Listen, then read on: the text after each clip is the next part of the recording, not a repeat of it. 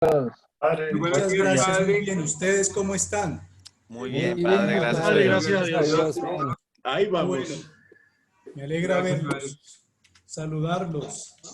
Como decía mi papá, ahí vamos con ella y ella con nosotros. Qué La bonito. vida. Que así sea, hijo, que así sea, que siga siendo la vida la que nos acompañe, no el pecado ni la muerte. Sí, señor. Bueno, hijitos, por favor, Luis, hijo, verificamos quórum, ¿estamos todos? En este momento estamos 13 estudiantes, padre. 13. Sí, señor. Faltan 3 personas. Hay uno que no viene, que es Eufrasio Cuesta. Permítame. Él por razones de trabajo no pudo asistir hoy. Entonces, espérame, con eso consignamos aquí, por favor, para tenerlo aquí presente.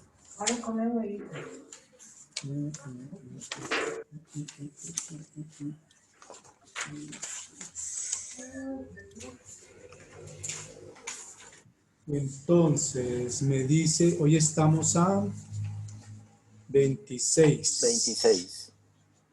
Entonces, 26 de septiembre. Me dices que no están, perdóname, José, por favor. Eufrasio Cuesta. Eufrasio Cuesta, no. ¿Y quién más? Y creo que no se ha conectado en este momento Luis Eduardo Serrano. Pero él sí estuvo atendiendo a las clases esta mañana. De pronto no se ha conectado. Bueno, si llega a conectar, esta clase. José Luis me informa para borrarle aquí la falla. Si se llega Sí, señor, con mucho gusto. De resto ya están todos. Sí, señor. Bueno, muy bien. Bueno, entonces antes de que comiences, José Luis. Se acabó de conectar. Se acabó de conectar Luis Eduardo. Le salvó la patria. Buenos días, no tenía conexión. Buenos días. Listo, entonces solamente queda Eufrasio Cuesta pendiente. Sí, señor, correcto. Muy bien. Bueno, hijos, entonces vamos a comenzar. Primero, permítame, voy a hacer una lectura como parte de la oración de la carta del apóstol San Pedro. Capítulo 1, versículos 5 al 7, perdón, de la segunda carta del apóstol San Pedro. Capítulo 1, versículos 5 al 7 y 12 al 21.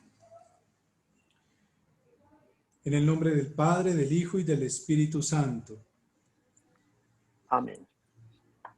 Hermanos, pongan todo su empeño en unir a su fe la integridad moral. A la integridad moral, el conocimiento de Dios. Al conocimiento de Dios, el dominio propio. Al dominio propio, la constancia. A la constancia, la piedad. A la piedad, el amor fraterno. Al amor fraterno, la caridad universal. Tengo el propósito de traerles siempre a la memoria estas cosas, por más que las sepan y estén firmes en la verdad que al presente poseen. Juzgo que es mi deber, mientras permanezcan en esta tienda que es el cuerpo, tenerlas en continua alerta con estos avisos. Yo sé que pronto veré desmoronarse mi tienda, según me lo ha dado a conocer Jesucristo, nuestro Señor. Pero he de procurar que después de mi partida vayan recordando en todo tiempo estas cosas. Así, tenemos confirmada la palabra profética, a la que hacen bien en prestar atención, como a lámpara que brilla en lugar oscuro, hasta que despunte el día y salga el lucero de la mañana en su corazón. Ante todo, han de saber que ninguna profecía de la Escritura es de interpretación privada, pues nunca fue proferida alguna por voluntad humana, sino que llevados del Espíritu Santo, hablaron los hombres de parte de Dios.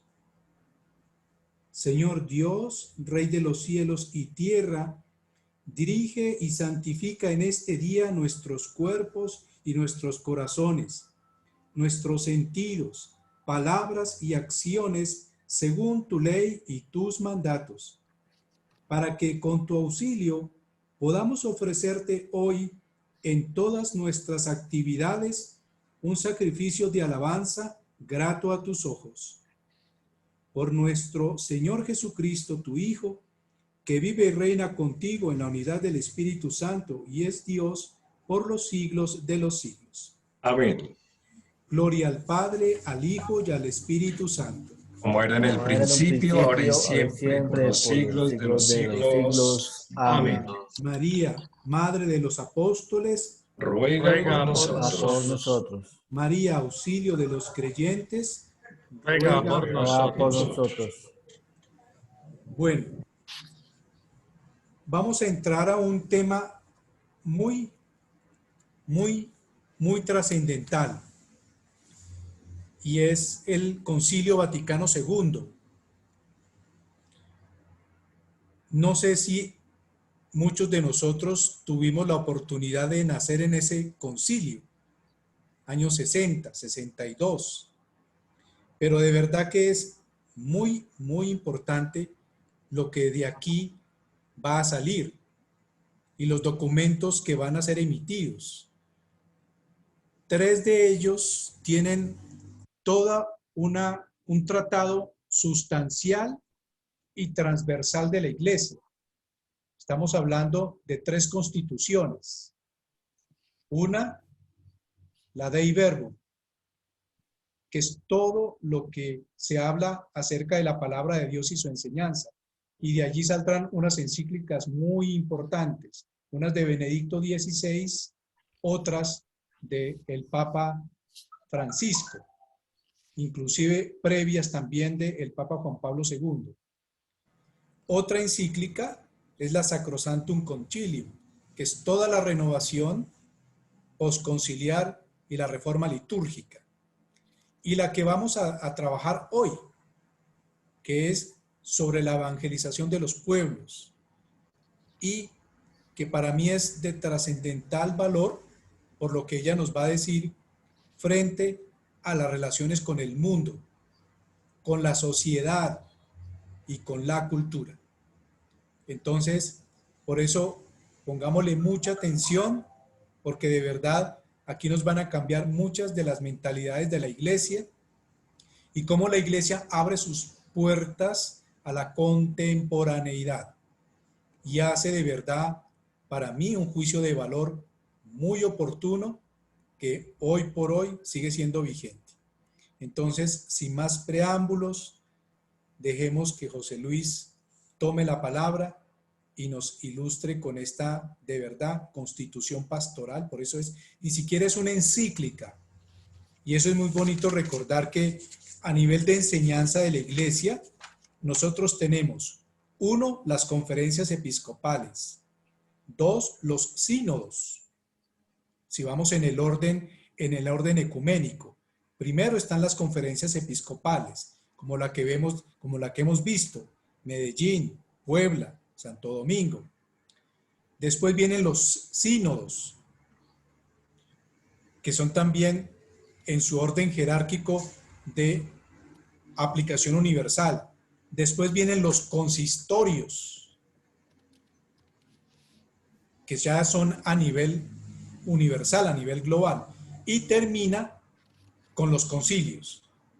Entonces, miren la magnitud de lo que allí se va a decir, porque está casi que globalizando la doctrina de la Iglesia. Entonces, por eso hay que darle importancia a este documento, no porque las encíclicas anteriores no lo tengan, sino porque esta es ecuménica y porque reúne al pueblo universal. Estamos hablando de cardenales, obispos, el Papa obviamente, estamos hablando de católicos, confesiones religiosas, comunidades laicales. Entonces esa es la dimensión de lo que hace una constitución pastoral como la que vamos a trabajar hoy.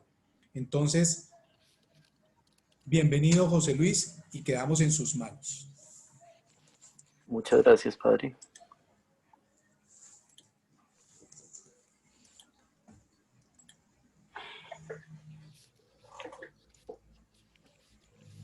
Bueno, para hablar de Gaudium et Spes, vale la pena hacer esa aclaración que hacía ya el padre. Es una constitución pastoral sobre la iglesia en el mundo actual. Vamos a arrancar con el contexto. Y en el contexto hemos visto varias cosas en las exposiciones anteriores. En la exposición de Pedrito, en la exposición de Marco, escuchábamos varias cosas que ocurrían. Es importante tener en cuenta inicialmente dentro de los concilios ecuménicos que este concilio se da prácticamente 100 años después del último concilio que había ocurrido en la iglesia. El Concilio Vaticano I, que se hizo entre 1869 y 1870, convocado por el Papa Pío IX o Pío IX, que fue interrumpido por una invasión de los estados pontificios y en el cual participaron 49 cardenales, 11 patriarcas, 680 arzobispos y obispos, 28 abades y 29 generales de órdenes religiosas. Este Concilio Vaticano II, que se llevó a cabo entre 1962 y 1965, fue convocado por Juan XXIII y clausurado por Pablo VI. Más o menos 1000 padres conciliares asistieron y miembros de otras confesiones cristianas. La definición de este concilio fue un ayornamiento, que era como una actualización, por eso el título de la actualización del mundo actual. Es un diálogo con el mundo moderno, es esa actualización que se hizo con el mundo moderno. ¿Qué pasaba en el año 62 cuando se convoca el concilio? En el año 62 se independizaron varios países de diferentes imperios, como el británico, el francés, algunos de España. Tenemos países como Samoa, Argelia, Burundi, Ruanda, Trinidad y Tobago, Uganda, Jamaica. En el año 62 declararon su independencia. En España ocurre algo muy interesante, que es la equiparación de los derechos laborales de la mujer y también su solicitud de ingreso al mercado común europeo.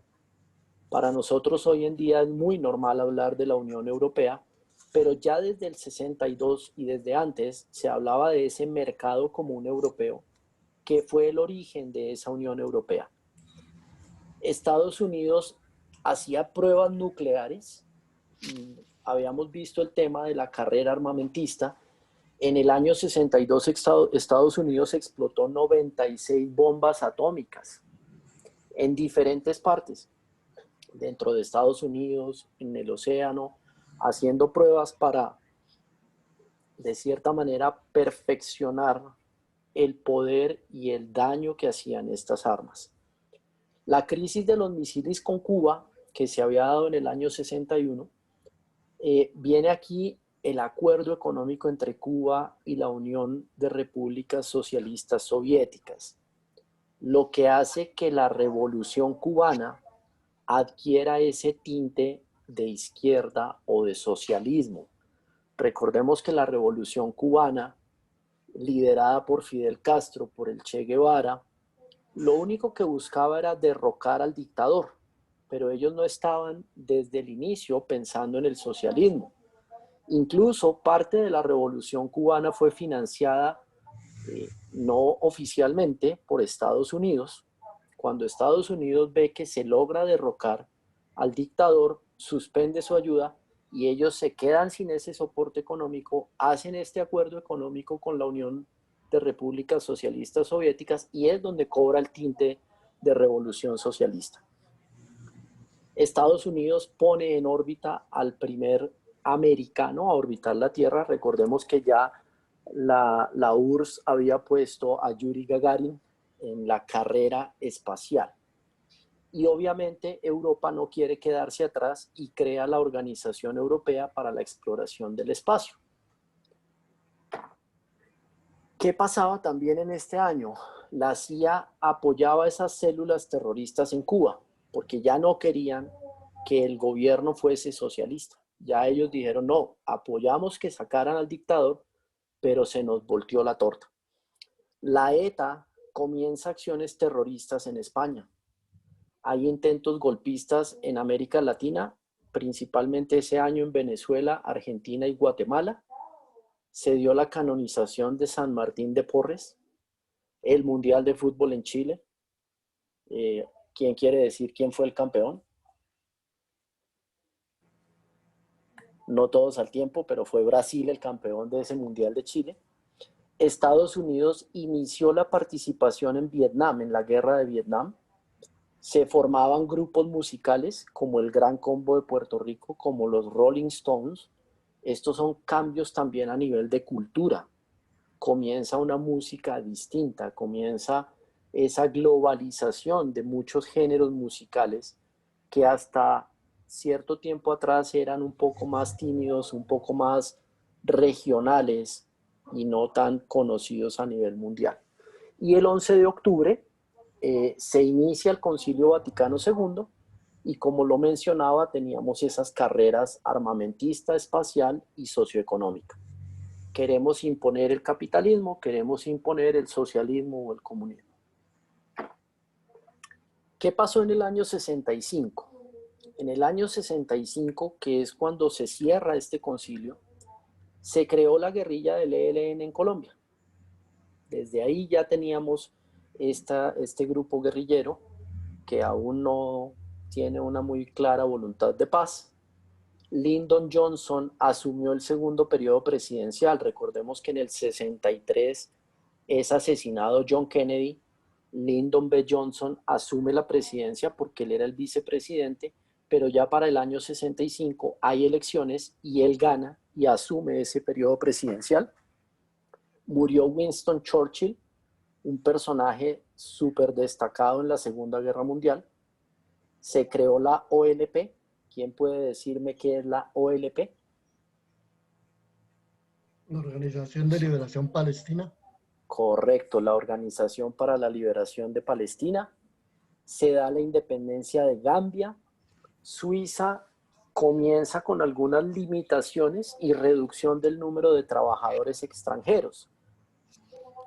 El Domingo Sangriento ocurre en Alabama, entonces nos trae aquí a colación lo que era Martin Luther King Jr.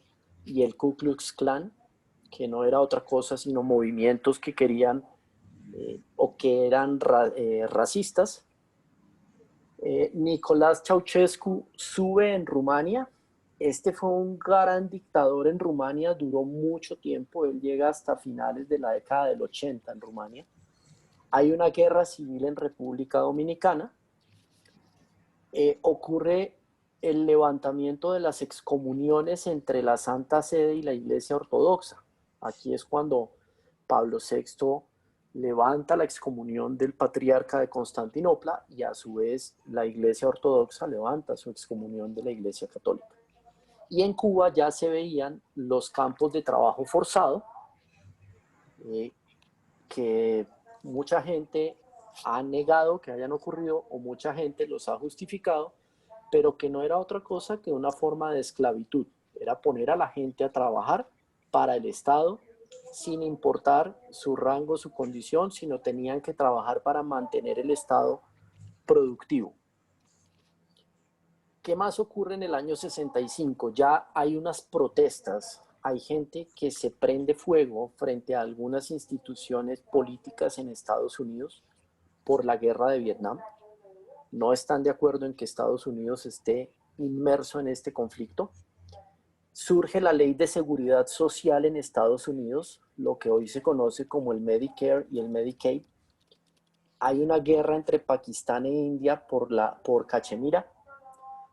Los movimientos de izquierda y las guerrillas en América Latina están a flor de piel. Muchos apoyados por Cuba e indirectamente por la Unión de Repúblicas Socialistas Soviéticas. El Papa Pablo VI estuvo en la ONU, habló en la ONU y ya dejaba entrever unos visos de lo que venía con estos documentos del Concilio Vaticano II. El Reino Unido presionó acciones militares, como vemos que ocurre todavía, en lo que era Rodesia, que actualmente es Zimbabue. Surgió la idea de la revolución cultural en China. Y recordemos que China, no en este año, pero ya desde este año se comienza a hablar de la restricción de tener más de un hijo en los hogares chinos para el control demográfico.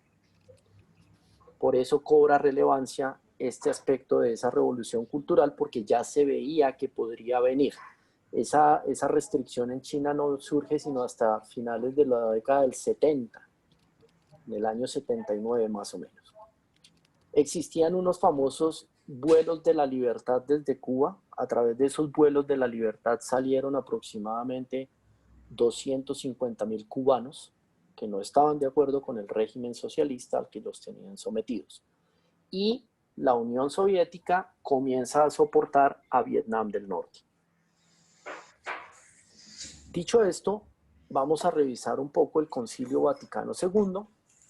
El Concilio Vaticano II generó los siguientes documentos: 4 constituciones, 3 declaraciones y 9 decretos.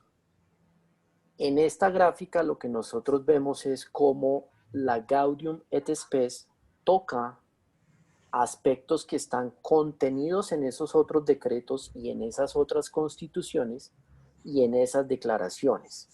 Gaudium et Spes involucra muchos conceptos de la Lumen Gentium, de Dei Verbum, de la Sacrosanctum Concilium.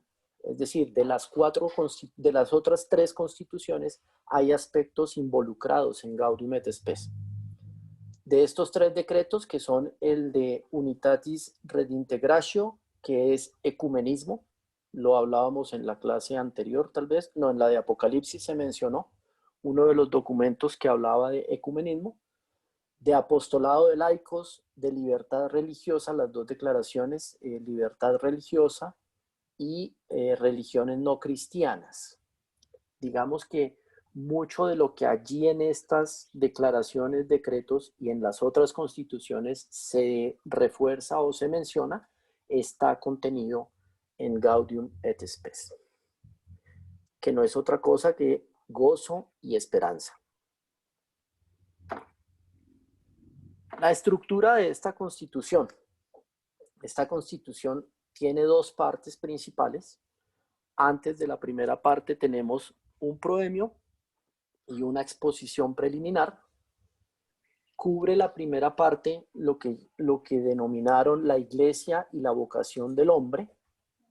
Está conformada por 4 capítulos: la dignidad de la persona humana, la comunidad humana, la actividad humana en el mundo y la misión de la Iglesia en el mundo contemporáneo.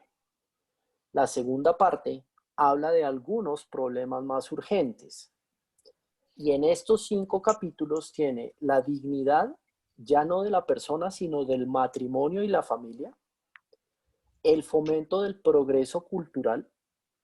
Si nosotros veíamos en las encíclicas anteriores el tema de la cultura no era abordado tan directamente, aquí ya hay un relacionamiento directo con la cultura. Luego la vida económico-social, la vida en la comunidad política y obviamente el fomento de la paz. Ese fomento de la paz que estaba bastante afectado y bastante amenazado por la carrera armamentista y por el temor que existía a nivel mundial de un conflicto nuclear que acabara prácticamente con la población humana. En el proemio, ¿qué encontramos nosotros en el proemio? En el proemio se habla de 3 aspectos fundamentales: el hombre, la sociedad y la iglesia. ¿Qué es el hombre? El hombre es el objeto de lo que se va a explicar a lo largo de la Constitución. Está compuesto por cuerpo y alma, por corazón y conciencia, por inteligencia y voluntad. ¿Qué es la sociedad? Es lo que debemos renovar. Y aquí está el llamado social de esta Constitución. Nosotros, primero dignificando al hombre, vamos a lograr dignificar la sociedad, vamos a lograr renovar, cambiar la sociedad. ¿Y cuál es el papel de la iglesia? El papel de la iglesia es continuar la obra de Cristo, dar testimonio de la verdad, salvar y no juzgar, y servir y no ser servido. Estos son puntos fundamentales sobre los cuales se articula toda la Constitución. ¿Cuál es la lectura del mundo? El mundo, y lo vivimos hoy, genera una alta interdependencia. Hay una gran unidad. Los medios de comunicación nos permiten estar a todos en este momento unidos en una sola clase, desde diferentes partes del país. Y obviamente hay un llamado a la solidaridad. Esta interdependencia nos da para que trabajemos en términos de solidaridad. Existen agudas tensiones políticas, sociales, económicas, raciales e ideológicas. Y lo hablábamos en la clase anterior con el tema de ideologías. Existía el peligro de una guerra. Se buscaba un orden temporal, el hombre busca un orden temporal, pero no logra perfeccionar su espíritu. El hombre se ha desprendido en parte de lo que es la vida terrenal y su vida espiritual. Entonces buscamos el orden temporal. Todos debemos respetarnos, debemos aceptarnos, pero se nos olvida perfeccionar nuestro espíritu. El curso de la historia es un desafío al que todos debemos responder. Y obviamente había una metamorfosis social y cultural. Mencionábamos en la clase anterior cómo uno de los hechos fundamentales del siglo pasado, después de la Segunda Guerra Mundial, fue la Revolución del 68. Y existían unos cambios profundos y acelerados. También en este proemio se habla de las esperanzas y los temores, las esperanzas que tiene el hombre y los temores que tiene este hombre enfrentado a la realidad. En la exposición preliminar hablamos de 3 tipos de cambios: los cambios profundos, los cambios en el orden social y los cambios psicológicos, morales y religiosos. ¿Cuáles son esos cambios profundos? Esa revolución global que se estaba viendo. Cómo el hombre ha adquirido un mayor conocimiento de las cosas, de la ciencia, de la técnica. Cómo el hombre ha logrado desarrollar procesos para ser más eficiente, para multiplicar la productividad.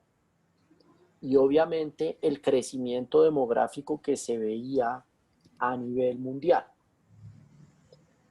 También nos habla de la humanidad y ese cambio que hay de una concepción estática. La humanidad es algo que va fluyendo, se va moviendo y pasa a una concepción dinámica y evolutiva. La humanidad está evolucionando constantemente. La humanidad no permanece constante. En el orden social, desde la encíclica Rerum Novarum se veía el fenómeno de la civilización urbana. La gente está dejando el campo, está llegando a las ciudades en busca de oportunidades y empezamos a ver esa economía de opulencia, en donde hay unos pocos que tienen mucho dinero, muchos bienes, muchos recursos y son opulentos. Los gastan a su acomodo y no buscan el bien común.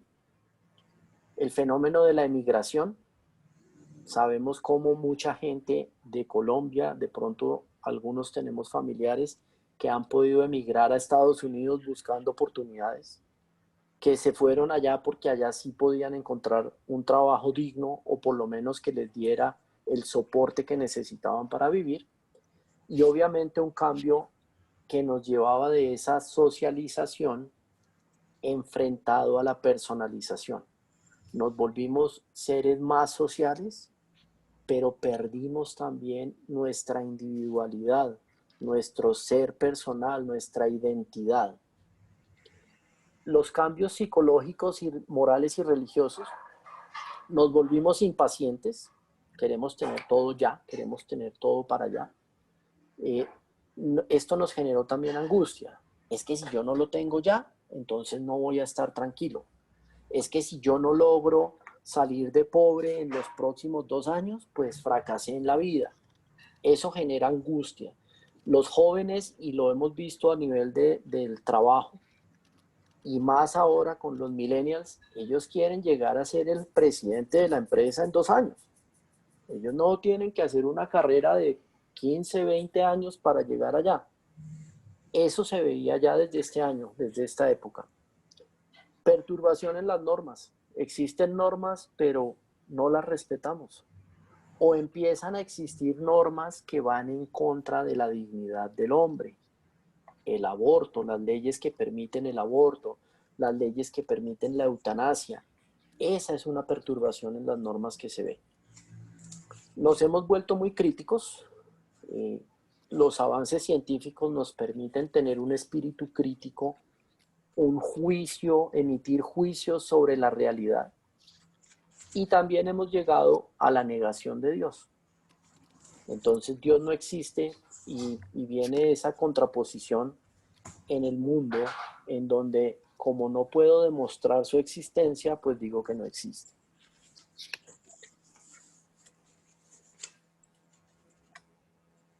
En la primera parte, me salté este.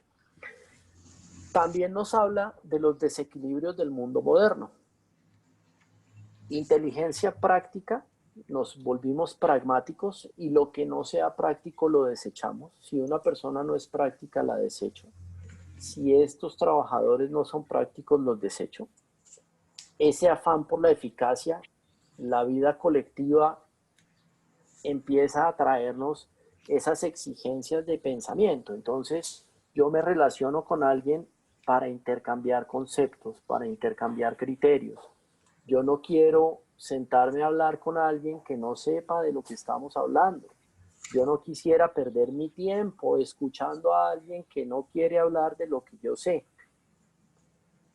Existe ya una especialización profesional. Cada vez existen más disciplinas más especializadas. Lo vemos en la medicina. Ya tenemos distintas disciplinas en la medicina. Y eso hace que se generen tensiones también. Porque ahora empezamos a categorizar cuál será más médico, el cirujano plástico o el cardiólogo. ¿Cuál será más médico, el pediatra o el ginecólogo?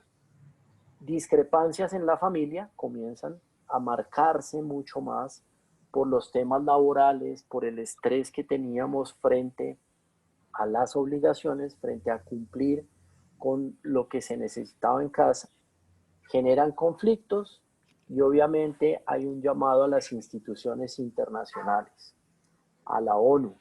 Señores, ustedes están aquí para preservar la paz, para ayudar a que el mundo viva en paz. ¿Dónde están esas instituciones internacionales que tienen que ejercer un liderazgo? Nos veíamos, lo hablábamos antes de las ambiciones, esas desmedidas, ambición desmedida que se da. Entonces yo ya quiero ganar más y más y más y más y no me importa a costa de qué. Comienzo a justificar los medios a través de los fines. Entonces el fin justifica los medios y eso nos trae ese egoísmo. Obviamente el hombre aspira a un orden mucho más grande, a un orden y a una justicia social, a una justicia en el orden político, en el orden económico. Hay naciones recientemente independizadas que carecen de bienes. Naciones, y hablábamos en este entonces de los países desarrollados y los subdesarrollados. Se busca la igualdad de la mujer. Esa discrepancia que hay entre pueblos hambrientos y pueblos opulentos, como las naciones, lo hemos visto a través de los tiempos con el cambio climático. Las naciones que son más ricas y que son las que más afectación generan en términos de cambio climático son las más reacias a implementar acciones para reducir sus volúmenes de contaminación. Se destacan los beneficios de la cultura y obviamente un mundo moderno cambiante, pero al cual debemos adaptarnos y debemos servir y ayudar a que sea un mundo mejor. Surgen los interrogantes, esos interrogantes del hombre entre qué es el hombre, cuál es el sentido del dolor, cuál es el sentido del mal, cuál es el sentido de la muerte a pesar de tanto progreso. ¿Por qué si somos tan productivos aún existe hambre en el África? ¿Por qué si nuestro mundo es tan boyante y se ha generado tanta riqueza, seguimos teniendo gente que no tiene nada que comer en un día? ¿Qué valor, y viene un cuestionamiento fuerte, qué valor tienen las victorias logradas a tan alto precio? Y estos son cuestionamientos frente a la guerra de Vietnam, frente a la Segunda Guerra Mundial. ¿Cuánto nos costó terminar un conflicto como esa Segunda Guerra Mundial? ¿Y cuál fue el valor que obtuvimos de haber, entre todos los hombres, de habernos matado y haber exterminado tantas personas como murieron en este conflicto? Preguntas como ¿qué puede dar el hombre a la sociedad? ¿Y qué puede esperar de la sociedad? ¿Qué hay después de esta vida temporal? Entonces, aquí empezamos a cuestionar el ateísmo, empezamos a cuestionar esos aspectos en los que queremos desvincularnos de Dios. Y esta frase que es interesante, ¿no? El concilio habla a todos. Aquí el concilio no le está hablando a los católicos, le habla a todos. ¿Para qué? Para esclarecer el misterio del hombre y cooperar en el hallazgo de esas soluciones que respondan a los principales problemas de la época.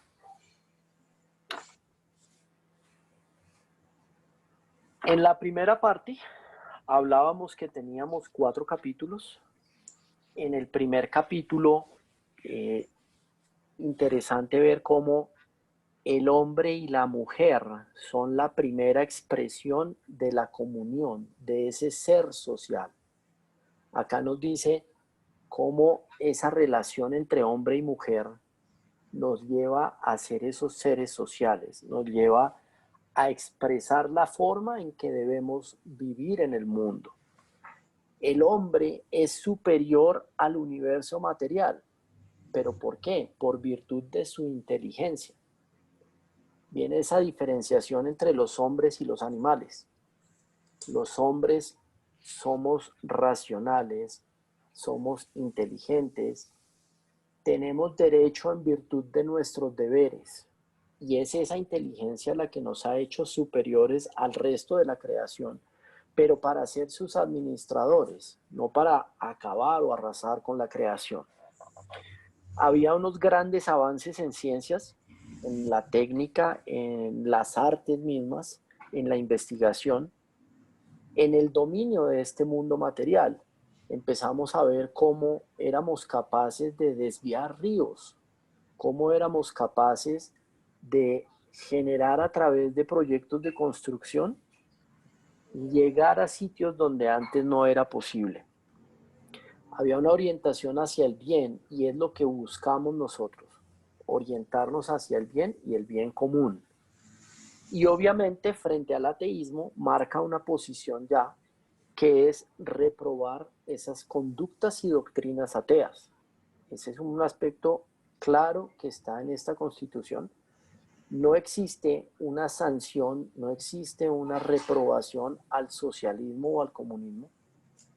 En lo que logré investigar, no se planteó y no se plasmó en el Concilio Vaticano II debido a las muertes que estaban ocurriendo en esos regímenes socialistas en contra de los católicos. Entonces dice, el concilio no condena el socialismo, lo rechaza y hace expresiones muy completas en donde dice, por ahí no es el camino, pero no hay una condena frontal previendo, protegiendo a los cristianos que vivían en esos países.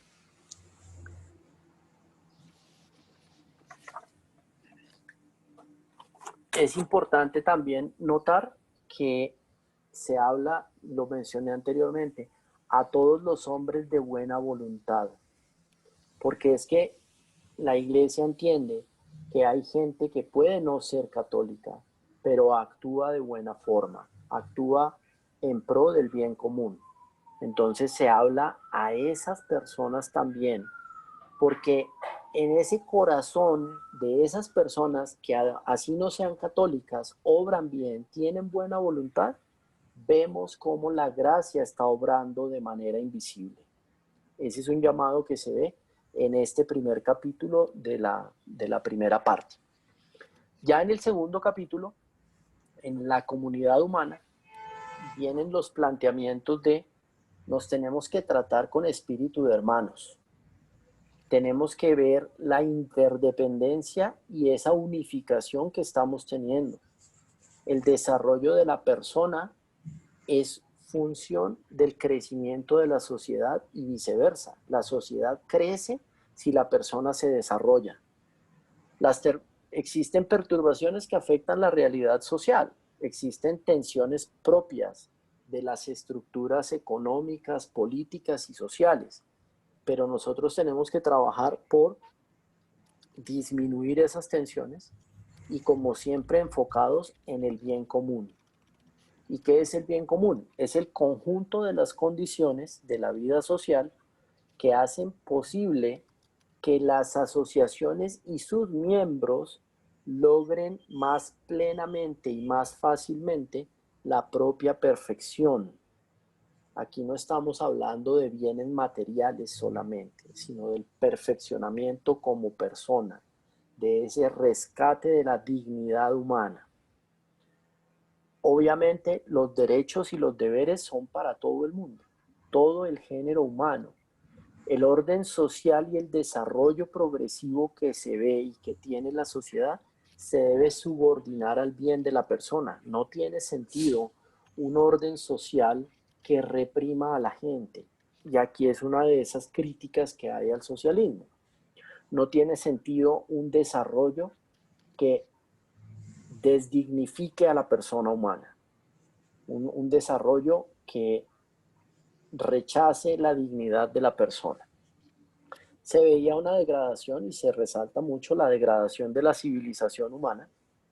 Entonces hablan de homicidios, genocidios, aborto, eutanasia, suicidio, las torturas, las mutilaciones que existían en diferentes culturas, las detenciones arbitrarias que se daban, las deportaciones, la esclavitud, la prostitución, la trata de blancas o trata de jóvenes y las condiciones laborales degradantes. Nótese que aquí esas condiciones laborales degradantes se están equiparando al resto que para nosotros tiene la concepción neta de delito.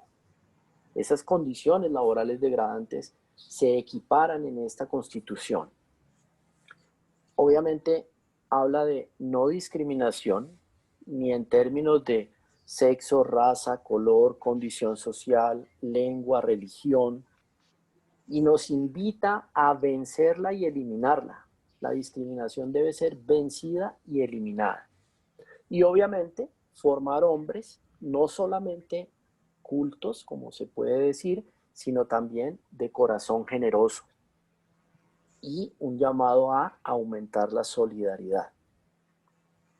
En el capítulo 3, que es la actitud humana en el mundo, encontramos que el trabajo debe resultar provechoso y en servicio de la sociedad. El trabajo debe ser provechoso para la persona y para la sociedad. El trabajo debe servirle a la sociedad, no solamente a los intereses económicos míos. Una frase muy bonita es: el hombre vale más por lo que es que por lo que tiene. Y esa frase la tenemos acá. No debe haber una oposición entre ciencia y fe. Y es un punto que a lo largo del tiempo, y como decía el padre Carlos, en las encíclicas posteriores de algunos pontífices se habló de fe y razón, de ciencia y fe. Desde aquí partió eso. Ojo, no es una oposición, no son dos cosas que se contraponen, sino que se complementan. Obviamente, un progreso o un trabajo que genera muchos dividendos es una gran tentación. ¿Por qué? Pues la persona empieza a mirar solamente lo suyo en vez de ver lo colectivo. Y es vencer lo que nos trae ese beneficio económico oneroso o alto, es vencer la vanidad, la malicia, la soberbia, el egoísmo y obviamente los bienes, la adquisición de bienes deben permitir la dignidad humana, la unión fraterna y la libertad. La gente adquiere bienes temporales o bienes físicos para eso, para dignificarse, para vivir en unión fraterna y para garantizar su libertad. Y el cuarto capítulo, que ya nos habla de la misión de la Iglesia en el mundo contemporáneo, hay un reconocimiento fundamental acá y es la Iglesia avanza junto con la comunidad, con la humanidad. La Iglesia tiene que caminar a la par de la humanidad. La Iglesia no se puede quedar, la Iglesia no puede ser estática, la Iglesia no puede centrarse solamente en mis dogmas de fe. La Iglesia tiene que actuar, la Iglesia tiene que ser misionera y la Iglesia tiene que colaborar en el desarrollo de ese mundo. Obviamente la Iglesia le ayuda a cada hombre a descubrir el sentido de la propia existencia. La Iglesia le ayuda a los hombres a rescatar su dignidad humana, la conciencia y la libre decisión. Recomienda la caridad a cada hombre y proclama los derechos del hombre con un espíritu evangélico. Los derechos del hombre se centran también en el Evangelio, no son una invención humana solamente, no, en el Evangelio lo teníamos y eso lo rescata la Iglesia. ¿Cómo le ayuda la Iglesia a la sociedad humana? Ayudando a que las obras estén al servicio de todos. Conocemos muchos de las obras que hace la Iglesia Católica, de la ayuda que hace la Iglesia a muchas comunidades. Busca una genuina unión social y entonces hablamos de los proyectos de emprendimiento social. Eso es lo que busca la Iglesia como contribución a la sociedad humana. Plantea también ese vínculo estrecho entre naciones y comunidades y un desarrollo libre bajo cualquier régimen político. Independiente del gobierno que tenga cada nación, se debe primar el desarrollo libre de la persona. Desarrollo de la personalidad, todo siempre enfocado en el bien común. Al dinamismo humano que le aporta la Iglesia. La Iglesia dice, vamos a cumplir las leyes propias de cada disciplina. Los sacerdotes tienen que tener una orientación y un impulso espiritual. El mundo, hacia el mundo que debemos tener, unidad civil, económica y social. Y centra a los sacerdotes, los obispos y al sumo pontífice en una misión clara de evitar toda causa de dispersión. No podemos estar la comunidad del padre, la comunidad del otro padre, la comunidad del obispo. Esa dispersión no es buena. Esa dispersión no es lo que nos llama nuestra iglesia a hacer. Una sola iglesia, la unidad. Y del mundo moderno la iglesia recibe también aportes. Recibe aportes en la familia, en la cultura, en la vida económica, social, en la vida política, tanto nacional como internacional. Pasamos a la segunda parte. En esta segunda parte se habla de algunos problemas más urgentes. En estos problemas más urgentes, ¿qué se ve? Recordemos que el centro aquí es la dignidad del matrimonio y la familia. Este es el primer capítulo de la segunda parte. Esa dignidad del matrimonio y la familia está, primero hace una descripción del matrimonio y la familia en el mundo actual. y nos menciona cómo la situación económica, social, psicológica y civil afectan tanto a la familia como al matrimonio. Y plantea esa preocupación por el incremento demográfico, pero que el incremento demográfico no se convierta en ocasión de pecado. Que porque ahora nosotros pensamos que el incremento demográfico es un problema para la humanidad, caigamos en legitimar el aborto, caigamos en legitimar las leyes contra la concepción. Rescata el carácter sagrado del matrimonio y la familia y nos muestra cómo ese carácter sagrado le imprime dignidad a la persona, estabilidad, paz y prosperidad de la familia dentro de la sociedad. Y si una familia es próspera y vive en paz, se va a replicar en la sociedad. Y destaca también cómo la cooperación amorosa de los integrantes de la familia es una de las partes claves para resaltar este carácter sagrado, para dignificar este matrimonio. Habla del amor conyugal y de la participación en la necesaria renovación cultural, psicológica y social. Es clave que los cónyuges participen en esta renovación, pero desde el interior, desde la familia, teniendo claro que el matrimonio y la familia son esa parte fundamental que queremos dignificar. De la fecundidad del matrimonio, obviamente tenemos que tener en cuenta el bien de la comunidad familiar, la sociedad temporal donde nos encontramos y obviamente de la propia iglesia, porque ya se veían también fenómenos en países donde se descartó la procreación, países en donde no, yo para qué quiero tener hijos. Obviamente eso nos va a llevar a una decadencia mayor en la sociedad y en el país. El amor conyugal debe compaginarse con el respeto a la vida humana. Y aquí vuelve a resaltar cómo la prioridad es conservar la vida y cómo reprueba esa regulación de la natalidad.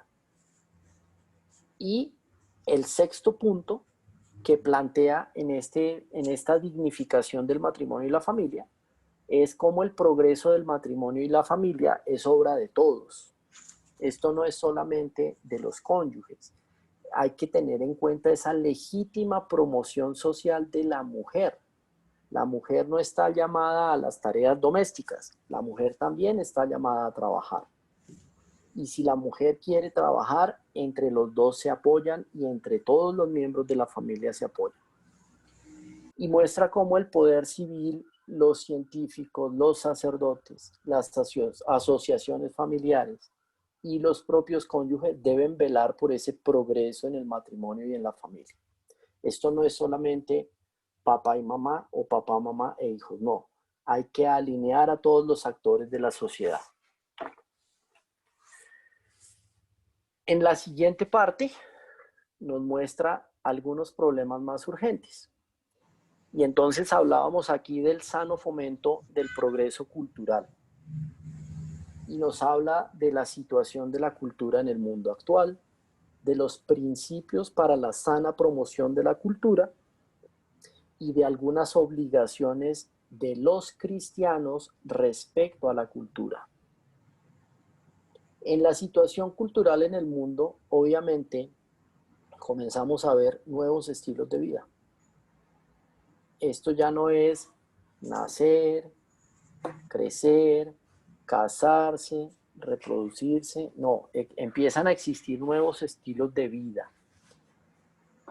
Como cristianos no los rechazamos, hacemos un juicio crítico, vemos cómo cambia y evoluciona, cómo hay mayor uniformidad a lo largo de todos los países. Y un punto que el padre Carlos nos mencionó y está en los documentos que él nos ha enviado, cómo empieza a darse esa cultura de masas, la industrialización y la urbanización. Esos son nuevos estilos de vida que está viendo el mundo. Buscamos edificar un mundo mejor en la verdad y en la justicia. Nos habla de cómo los principios para la sana promoción de la cultura son la fe, las conexiones que nosotros podemos establecer entre el Evangelio o la buena nueva de Cristo y la cultura, y cómo debemos armonizar distintos valores en el seno de cada cultura. No es llegar, y lo hemos visto en muchos ambientes, cuando uno va a misa en diferentes partes, los cantos, la forma en que se da la misa es diferente. Y aquí comienza a contemplarse eso. Respetamos la cultura, pero también mantenemos la coherencia y buscamos esa armonía entre lo que la iglesia propone, la iglesia plantea y ese ambiente cultural. Se plantean 5 antinomias, que son, la primera es cómo las relaciones entre las culturas no deben perturbar la vida de las comunidades, ni deben echar por tierra la sabiduría de los antepasados. No es llegar a arrasar, es llegar a armonizar. Habla de un dinamismo y expansión de la cultura, pero sin que perezca la herencia de las tradiciones. ¿Qué es lo que nos ha venido pasando? Reemplazamos unas cosas por otras. Cambiamos esto, lo anterior no me sirve. Esas creencias de mis abuelos, de mis papás, eso no sirve. Y lo vemos en el momento actual. La dispersión de las disciplinas científicas, y ya lo hablábamos, cómo se fue especializando cada vez más cada área del conocimiento, se debería armonizar con esa necesidad de formar su síntesis, con esa necesidad de conservar la contemplación y la admiración. No es creer que lo que la ciencia demuestra es lo único real. No podemos perder la capacidad de la contemplación, no podemos perder ese sentido o ese espíritu de admiración que tenemos nosotros. Y obviamente la cultura es para todos, pero cada vez se hace más inaccesible y más compleja. Cada vez hay nuevas ideologías, nuevas tendencias, nuevas creencias. En la vida económico-social se busca elevar conceptos de verdad, de bien, de belleza, el juicio del valor universal. Y aquí plantea nuevamente cómo los 2 órdenes de conocimiento de fe y razón, promover esa capacidad de admiración e intuición. En la vida económico-social habla 3 áreas principales, algunos aspectos de la vida económica, el desarrollo económico y los principios reguladores del conjunto de la vida económico-social. Aquí en esta parte es importante ver cómo habló de la ley fundamental del desarrollo. ¿Cuál es? El servicio del hombre. Nosotros no podemos pensar en desarrollo si no le servimos al hombre. El desarrollo no tiene razón de ser si no busca esa dignificación del hombre. Obviamente el desarrollo económico está bajo el control humano, pero ese control humano tiene que ejercerse de buena forma. El trabajo se destaca como un medio ordinario de subsistencia, como un servicio a los demás, como una práctica de la verdadera caridad, y cómo coopera a través del trabajo la persona en el perfeccionamiento de la creación. Habla de remuneración y dice: la remuneración debe permitirle al trabajador tener una vida digna para él y su familia. La remuneración no puede ir enmarcada solo en las utilidades de las empresas, sino en el beneficio del trabajador, porque el trabajador es el que está poniendo su esfuerzo y su trabajo, es el que está ayudando a transformar la creación. Y destaca muy bien el tema del tiempo de descanso. El tiempo de descanso debe ser suficiente para cultivar la vida familiar, la vida cultural, la vida social, la vida religiosa, para desarrollar sus potenciales en otras cosas, en otras actividades, los hobbies, los trabajos que la persona puede hacer en su casa. Eso se busca con ese tiempo de descanso. También invita a que los trabajadores participen en niveles institucionales superiores. Acá no está diciendo es que los trabajadores se someten a lo que quiera el patrono. No, el trabajador tiene que participar en niveles institucionales superiores, tiene derecho a fundar asociaciones. Y obviamente habla de cómo las soluciones pacíficas deben primar por encima de las soluciones guerreristas o conflictivas. Invita a la negociación y al diálogo conciliatorio. A pesar de que menciona que la huelga es un medio necesario en ocasiones, aunque lo considera un medio extremo. Aquí el concilio nos dice, la huelga puede necesitarse, pero es un medio extremo para llegar a la solución de un problema.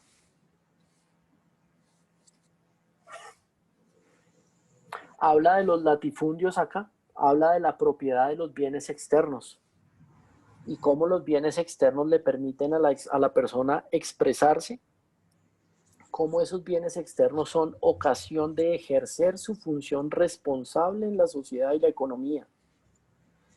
Y habla de estos latifundios, ¿por qué? Porque dice, existen esos latifundios en donde se tienen terrenos inmensos que no se ponen a producir. Hay gente necesitada que no trabaja, que no tiene trabajo, y los latifundios están ahí perdiéndose. Plantea un punto muy importante que es que el derecho a la propiedad privada no es incompatible con las formas de propiedad pública existentes.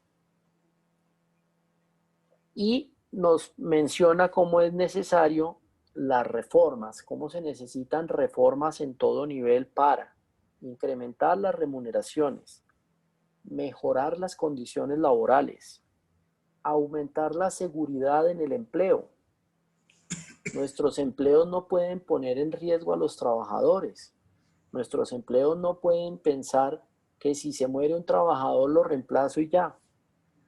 Y un reparto de las propiedades insuficientemente cultivadas, que era lo que mencionábamos aquí en la parte de los latifundios. Hablaba de expropiación de propiedades también. Y que la expropiación era legítima en pro del bien común, pero con una debida indemnización en equidad.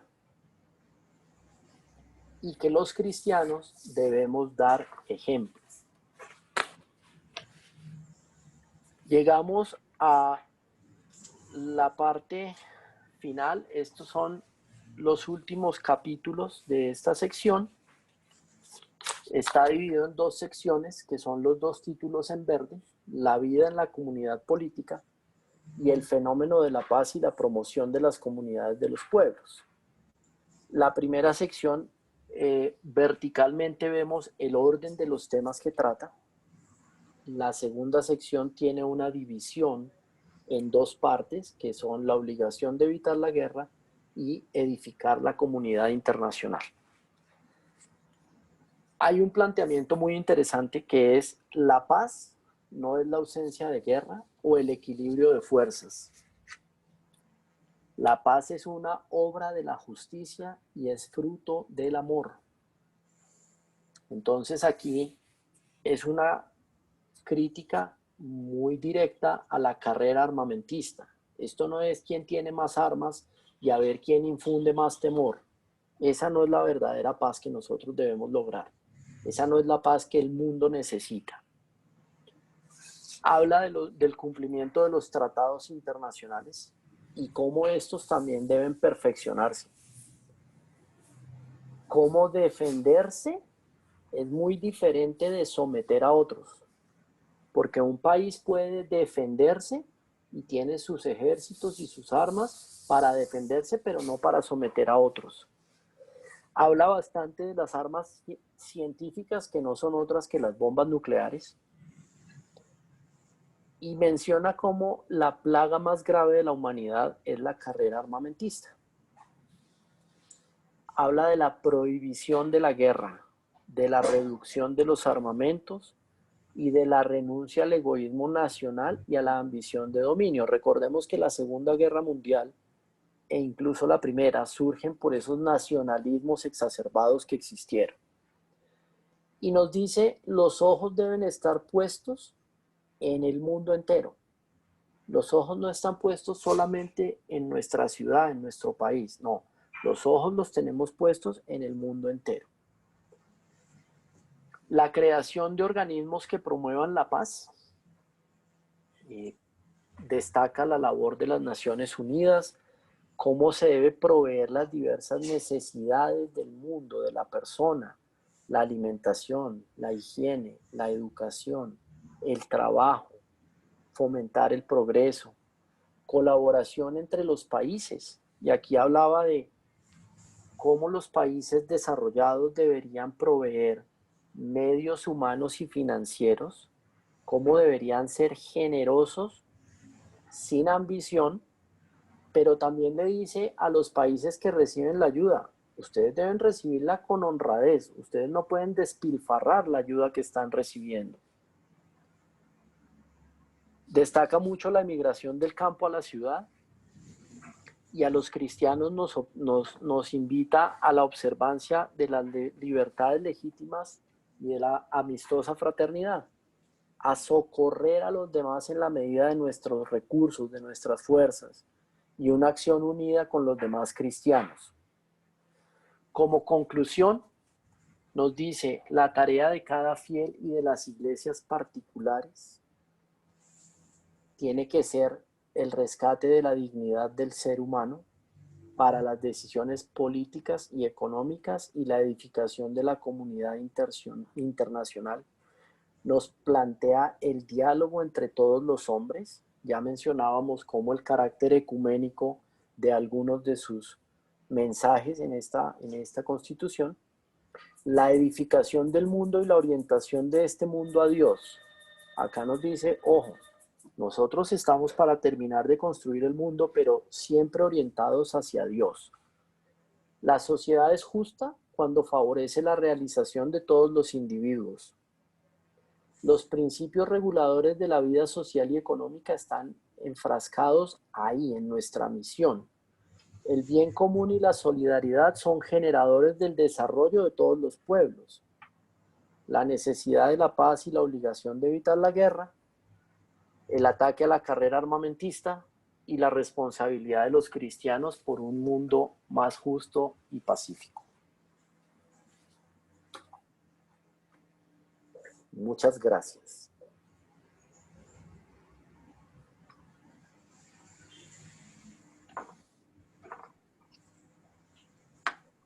José, ¿cuál es tu impresión sobre la Constitución, ya a manera personal? A manera personal me parece que es un documento muy amplio que busca hablarle no solamente a los cristianos, a los católicos, sino que le habla al mundo entero, que como su título dice, gozo y esperanza, o sea, debemos alegrarnos por las cosas que tenemos, pero tenemos que poner nuestra esperanza en Dios. Debemos aprovechar todo lo que se ha logrado, todo el desarrollo que existe, todos los bienes, la productividad que hemos logrado, pero tenemos que ponerla al bienestar de la humanidad, no de unos pocos. Y un llamado a la solidaridad y obviamente la inclusión del aspecto cultural como un aspecto adicional y fundamental dentro del desarrollo de las personas y de la sociedad. Gracias, José. Bueno, excelente. Muy bien, José Luis. Muchas gracias. No era fácil el trabajo. No era fácil, pero muy bien, lo abordaste muy bien. Vean, muchachos, algunos aspectos importantes.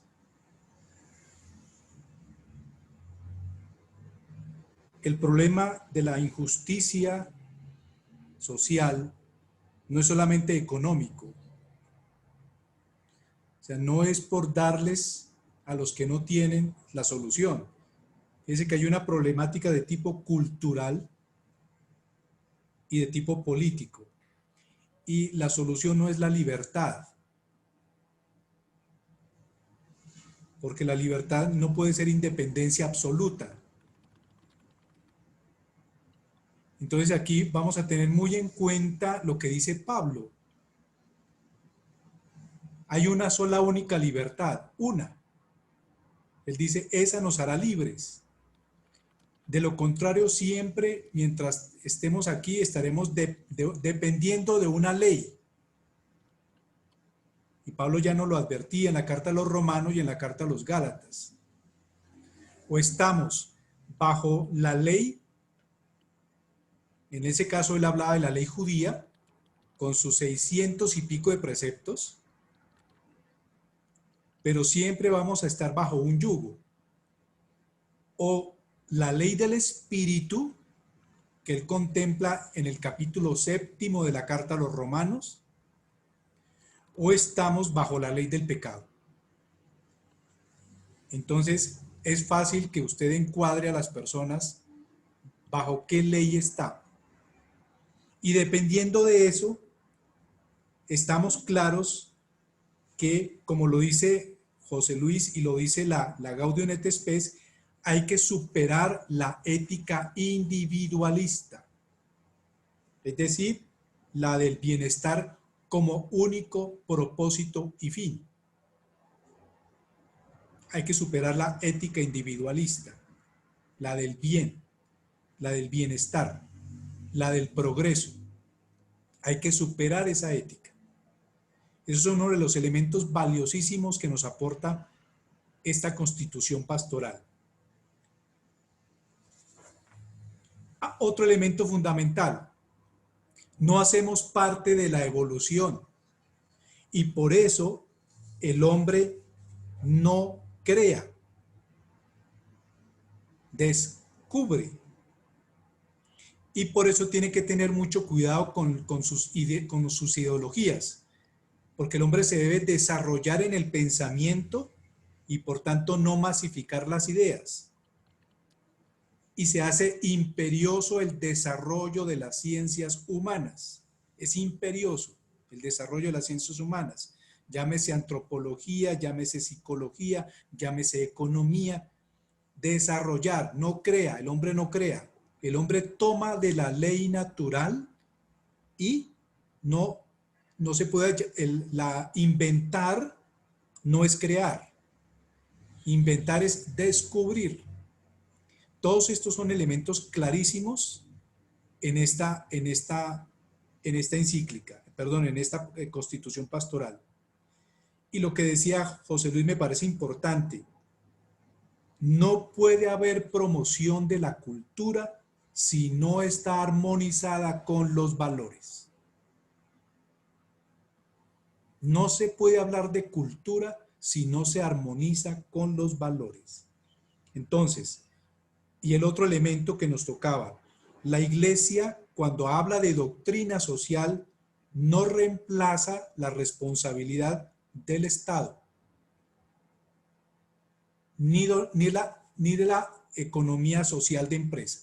La Iglesia no va a reemplazarlos, pero va a dictar unas directrices. Entonces, no tiene la responsabilidad económica, la tienen, por eso decía en el número 31 de la Gaudium et Spes, habla de la responsabilidad y de la participación de los laicos en la sociedad. Algo que les enfatizaron a ustedes al principio de este semestre, un dominico que creo que les habló inicialmente en la lección inaugurales, perdón. Y es cuál es la labor de ustedes en la iglesia. Y hacía una referencia un poco, ustedes no están para hacer el servicio del altar. No están para acolitar en el altar. Están es para servir al mundo como iglesia. Servir al mundo como iglesia. Evangelizar al mundo desde la iglesia. Nuestro altar es el mundo. No para caminar allá detrás del arzobispo, incensándolo o sirviendo en el altar. Con todo respeto para los que pues, lo hacen, pero esa no es la función de ustedes. El diácono sirve a la sociedad como iglesia. Y ese es un aspecto fundamental aquí cuando se habla de la actividad humana en los numerales 35 y 36 de la Gaudium et Spes. Entonces, excelente el aporte, José Luis, muchísimas gracias. No sé si alguien quiera dar alguna otra opinión.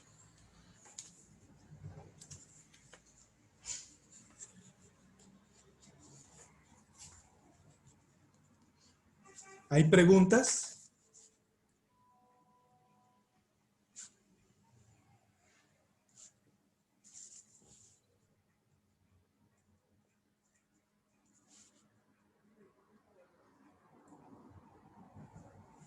Ese silencio es cómplice, José, está muy bien. Quiere decir que todos están de acuerdo. Menos mal. Sí, padre, Señor. pues yo quiero decirle que continuaba, pero yo le había dicho, padre, que esto iba para largo. Entonces, en ese orden de ideas, le quiero dar las gracias a José porque la apertura es conmensurable. Es su síntesis muy clara y contundente y queda un capítulo relativamente fácil de entender lo que es Puebla, que es mi humilde texto, recopilando una información contundente hacia la familia, hacia la juventud. Si bien es cierto, 15 minutos, 20 minutos, pues la verdad no es un corto tiempo, pero es mucho tiempo definitivamente para esta clase. Yo le quiero decir que próximamente estaremos llevando a cabo con mayor facilidad el entendimiento de su cátedra y de todo lo que quiere y lo que encierra las encíclicas, que de aquí en adelante, con esta apertura de la charla del Evangelium, es claro y contundente la actividad que debemos hacer. Antes que palabras, son hechos. Y me remito a Teresa, a la Madre Santa Teresa, que no habló nunca, actuó. Porque aquí no se trata de sacar 5, 6, 7, sino de tener claro el contexto de qué es la misión. Y la misión es llevar la palabra con un testimonio fuerte y contundente. Puebla se enfatiza mucho en eso. Y ya dejo ese abrebocas porque va a ser corto, contundente, pero va a ser muy claro para nosotros en ese aspecto. Y es simplemente la comunicación, es la comunicación y el compartir. Y aprovechar es eso. Las palabras del Papa Francisco. Salgan, vayan, no se queden aquí, háganlo. Pero más que una catequesis, como ya hemos visto en este semestre, ha sido muy enriquecedor. ¿Sabe, padre Carlos, que en este semestre ha sido muy enriquecedor para nosotros, más que desde la cátedra, ha sido la práctica, a pesar de esta virtualidad, ha sido un acercamiento muy grande. Y José Luis, con su charla y su síntesis, vuelvo y repito, que hizo, pues ha llegado a contextualizar ya muchos puntos que tenemos que tener en cuenta. Mi comentario humilde para cerrar este capítulo, y yo le dije, padre, que se iba a ir bien largo porque es que, sí, le digo mucha confianza al joven. El joven pues tiene esa facilidad, esa alegría en llevar la palabra, de siempre. Y eso lo agradezco porque le tocó el capítulo a él, que le fascina hacer ese tipo de situaciones y nos lo dejó clarito. Y a mí me queda muy fácil. Gracias, padre. Armando, muchas gracias. Muy bien. Excelente. Muy bien. Fíjense ustedes que estamos cogiendo herramientas porque ustedes son los encargados de hacer la transformación de la realidad. Y ya están teniendo herramientas. Cuando abordemos lo más bonito de esta materia, que es trabajar en la elaboración de proyectos sociales, tenemos muy buenos puntos de partida. Muy bien estructurados, muy bien fundamentados. Y el apoyo doctrinal de la Iglesia ha sido valiosísima. Entonces, cuando ustedes ya vayan a montar, a elaborar, a proyectar trabajos sociales, pues ya sabemos de dónde podemos arrancar. Y ya lo que nos queda a nosotros como profesores es enseñarles a evaluar los proyectos sociales, a ponderarlos y a irlos revisando cronológicamente y hacerles un cronograma para saber si el proyecto como tal, si el plan como tal está sirviéndose de la doctrina y cumple el propósito y el fin. Entonces, me parece que estamos llegando a un punto muy interesante, como lo decía Carlos Armando, un punto muy interesante en que vamos encontrando como luces. ¿Hacia dónde vamos? Al principio fue difícil, ya vamos encontrando luces y realmente estas pastorales, este trabajo que ustedes han hecho ha sido bastante enriquecedor. De verdad que los felicito por el esfuerzo, por el empeño, por esa disponibilidad y esa apertura para este conocimiento que estamos haciendo. José Luis, felicitaciones, excelente presentación y para ustedes también excelente ese trabajo. Muchas gracias. Muchas gracias, padre, muy amable.